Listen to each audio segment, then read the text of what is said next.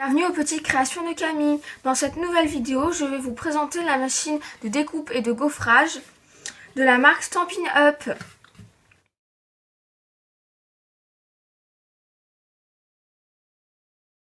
Donc cette machine est au prix de 145 €.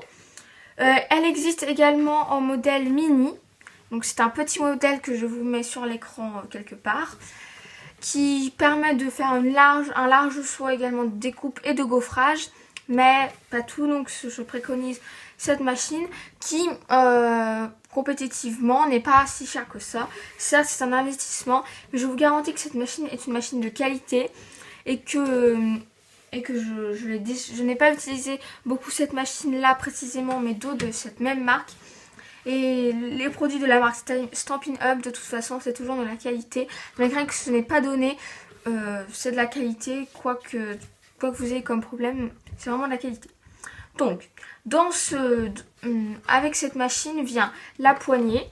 Donc, voilà, cette poignée qui n'est pas montée à la base. À la base, elle est détachée de son socle.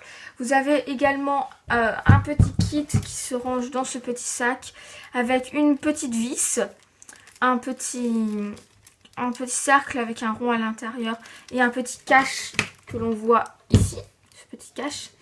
Voilà, moi la poignée est déjà montée, mais si vous la poignée n'est pas montée et si vous venez de recevoir votre machine, c'est normal car la machine ne rentre pas dans son carton d'envoi avec la poignée et c'est fait exprès aussi pour éviter d'abîmer. Voilà.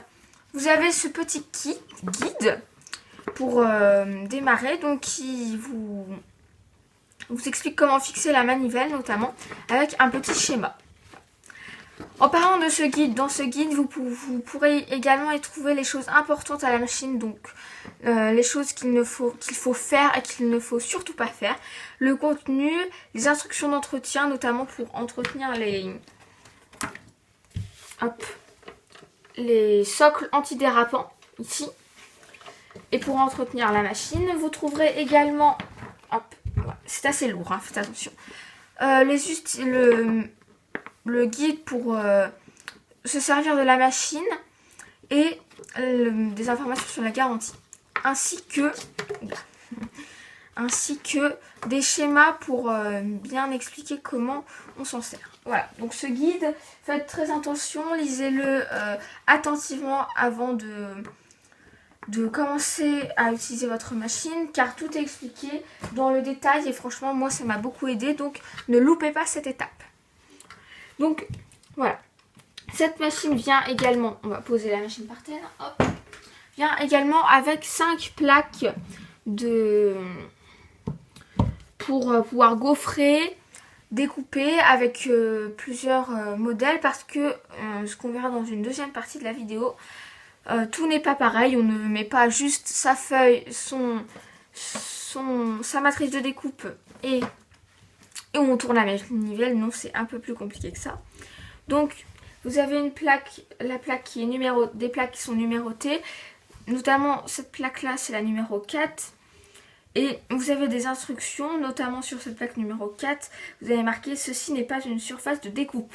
Donc c'est important parce que vous voyez, hop, sur la plaque numéro 2, vous avez des instructions pour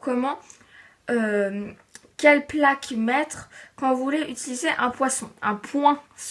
Voilà, un poinçon. Donc c'est une superposition de plaques. Vous voyez par exemple, on met la numéro 1 qui est juste là. Après on y met la numéro 2, la numéro 3, on met le poinçon et la feuille et on recouvre avec l'autre numéro 3, ce qui est expliqué juste ici. Voilà.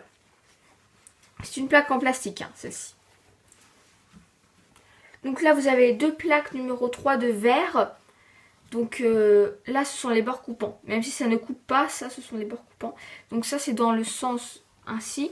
Et l'autre, elle est dans l'autre sens. Mais en fait, c'est moi qui l'ai mal mise. Hop, je la retourne. Voilà. Si vous y mettez les doigts et qu'il y a des marques dessus, c'est pas grave. Enfin, ça n'a aucun impact. Je ne pense pas, en tout cas. Il faut juste qu'elle soit propre, qu'il n'y ait pas de miettes ou des choses dans ce genre. Voilà, donc vous avez 2 plaques numéro 3 et vous avez une plaque numérotée 1.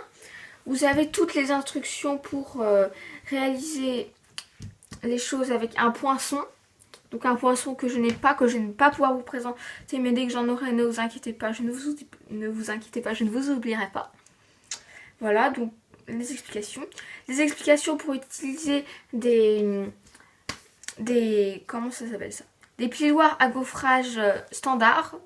Donc des choses comme ça que je vous présente après.